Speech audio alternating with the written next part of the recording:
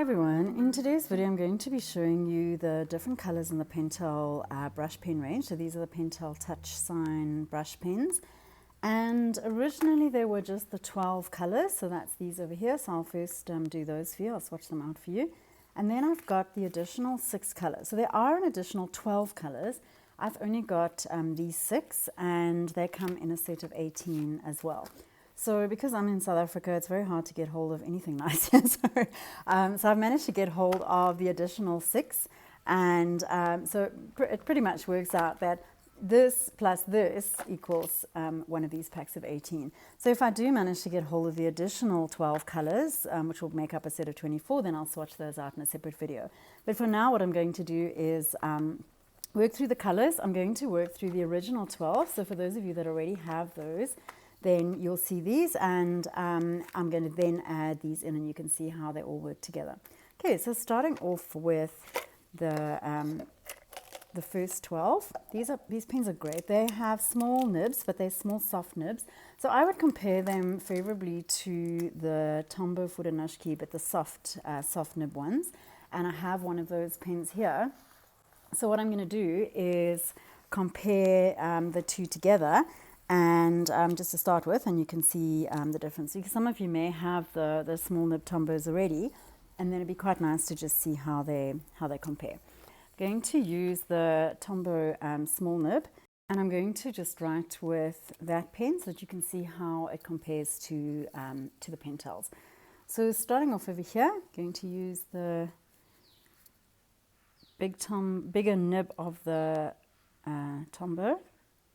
These are all small nib pens that I'm working with in this video. So if I talk about a big nib or a small nib, I'm actually speaking about the difference between the softer, bigger nib of the Tombow and the harder, smaller nib. So that is the Tombow. You can see you can get quite a nice size with this. This is one of my favorite pens to write with, and great for beginners.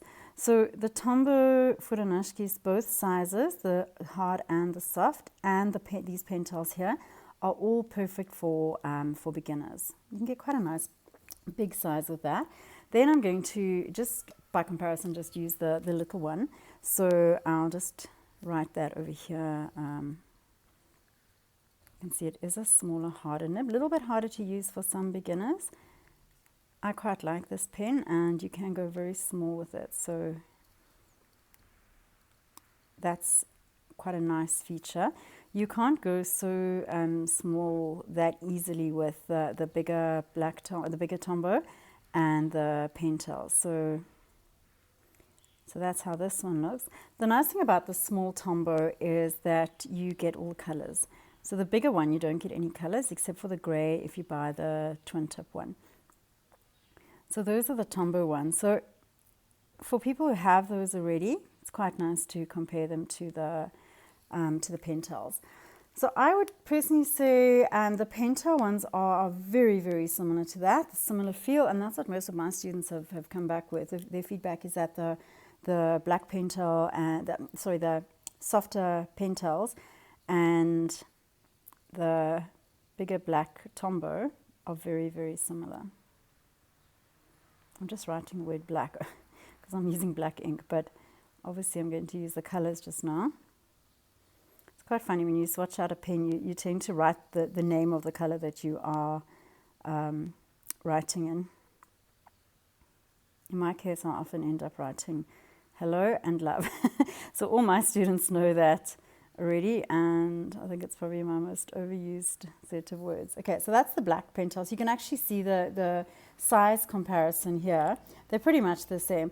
Feel-wise, they're pretty much the same. So I would say if you've got the bigger soft nib Tombow and you really like that, you're going to absolutely love these Pentels if you don't already have them. The nib sizes are quite similar. So the Pentel looks shorter, but from a flexibility point of view, they are extremely similar. Okay, so I'm going to put the Tombows aside. This is not about Tombows, this was just to show you the comparison. So now I'm going to start doing the colors just so that you can see how those look. So I'm first working with the original colors, and then I'm going to move on to the new colors. Okay, so I'm going to just work through them, and I am going to write out the color names. So here is the brown one. This is quite a nice brown. Brown is not the most popular color when it comes to brush pens. And as browns go, this is actually quite a lovely warm brown. Sort of a chocolatey brown, but it's not very, very dark. You can see it's a brown, but it's not insipid. The next one I'm going to do is the ochre one, the golden one. I can't remember its exact color. I think it's golden ochre, but it is an ochre color. So if you have a look at this, it has a beautiful gold look. So if you're doing anything to do with autumn, when we get to autumn, these are always very popular colors, the brown and the ochre together. So this has always been one of my least favorite colors. Child of the 70s, I was dressed in this color. So I've never really liked this color, but as an ink color, and especially when you work with the browns and the autumn colors, it's actually a beautiful color. So I need to put my judgment aside on that one. Okay, then I'm going to move on to the green one. So in the original 12, there is only one green, and then in the new set of colors, the ones that I've got, there are 2 greens, and in the other 6 new colors that I don't have, there are also, I think there's one very, very pastel green in that set. So if you look here, there's an olive green and a teal. So they actually work beautifully with this one. Then I'm going to do some blues. So I'm actually going to leave that open, and I'm going to put the other greens in next to it so you can compare. I probably am going to run out of space because there are 18 colors. So I'm going to do the blue from the original set, and then I'm going to show you the new blue, which is a blue black. It's like a proper navy. It's actually such a beautiful color. So this is the sky blue of the original set, and I'm going to add that in there, and then you'll see how stunning the navy blue black looks next to it. Okay, so my feeling on the new colors is that whoever came up with those colors had a look at the original 12 and thought, we've got a few gaps here. So for instance, the green, there is only the one green, and there definitely always was a need for some other green. So when I put the other 2 here, you'll see how it kind of rounds out the set. So if you already have the 12 and you're not sure about adding this set in, I honestly would suggest you do, because it definitely gives you a much fuller, more useful set. Okay, so I'm going to do the red, and then I'm going to leave space for I'll do the red and then the pink, and I'll leave space for the berry and the pale pink because they all kind of work together. So I'm actually going to do red and orange over here, and the orange is stunning. It's one of my favorite oranges in all the brush pens. It's such a beautiful, beautiful color, and I'm not a fan of orange as a color, but in this type of ink, it's absolutely stunning. Okay, so that's that one. I'll just move this up here. I will do a photo of this as well and post that on with the video so that you can see them all together. Okay, so this is a very, very bright, beautiful pink, and in the new set there's a sort of a berry color, and then there's a pale pink, so they all work together quite nicely. And yellow, I'm actually going to add the yellow in over here. So yellow you may not see too well on this video, but I can promise you it is the most beautiful sunshine yellow. It really is such a stunning, stunning color, and it really holds its own. So often with yellow inks they sort of disappear, especially if you're working in fluorescent light, but this one really is quite nice.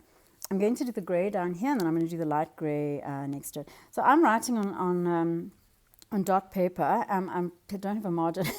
I see I'm going a little bit skew here. The paper I'm working on is the Rhodia dot paper. So I'm actually working one of their reverse books, a spiral bound reverse book. It's a square paper. Beautiful, beautiful paper to work on. If you're going to invest in pens like this, if you don't already have and you don't know, rather don't work on cheap uncoated paper, because what you do is you fray your nibs and you damage the ends and you lose the beautiful point. So it is nice to work on a smooth coated paper like this, and then your colors sit beautifully. So the inks actually sit nicely on top of a coated paper, and what that does is it gives them a beautiful, they don't absorb into the paper and lose their intensity. Okay, so those are the original ones. And what I'm going to do now is add in, as I said, next to, into the spaces where the other colors would go. So here are the other colors. Going to pull those out and go through them one by one. So I'm going to start with the 2 greens. So these are the greens that I'm adding in, and that's the original green over there. So that, to me, is a very Christmassy green. So if you look at this one in the red, and you're wanting beautiful colors for Christmas, those are the 2, and they're in the original set.